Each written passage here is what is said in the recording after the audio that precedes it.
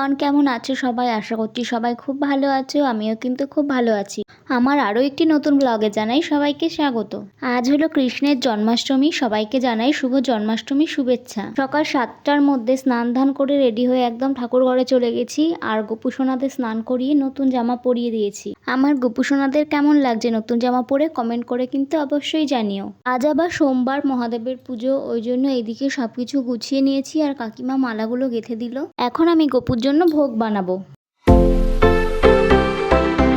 প্রথমেই বানাবো লুচি, ওই জন্য ময়দাটাকে ভালো করে মেখে নিলাম। এখন একটা থালার মধ্যে সবকটা লুচি বেলে রেখে দিলাম, আর কাকিমা ওদিকে তালের পালটা বের করে দিচ্ছে। এখন লুচিগুলো ভেজে নিচ্ছি। গোপুর জন্য সবকিছু অল্প অল্প করে করব।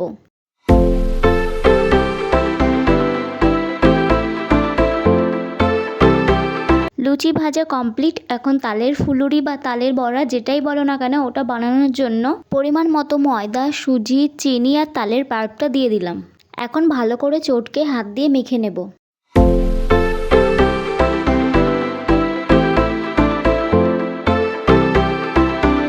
তারপর কাকিমা দেখো মিশ্রণটাকে ভালো করে ফেটে দিচ্ছে। মিশ্রণটা যত ফেটা হবে ততটাই তালের বড়া নরম হবে আর বড়াগুলো সুন্দর ফুলবে।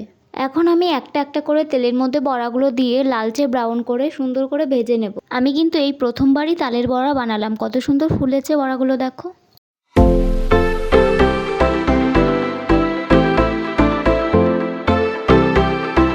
সব তালের বড়া ভাজা কমপ্লিট। এখন কয়েকটা বেগুন আর পটল ভেজে নেব। সব কিছু হয়ে গেছে। এখন শেষে সুজিটা রান্না করছি। সুজিটা রান্না করা হয়ে গেলেই আমার সব ভোগ রান্না কমপ্লিট হয়ে যায়।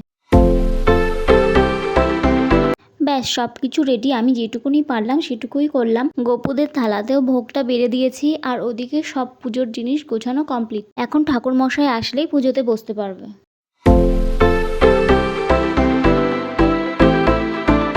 মহাদেবের পুজো, অঞ্জলি সব কিছুই হয়ে গেছে। এখন ঠাকুর মশাই গোপুদের পুজো দিচ্ছে।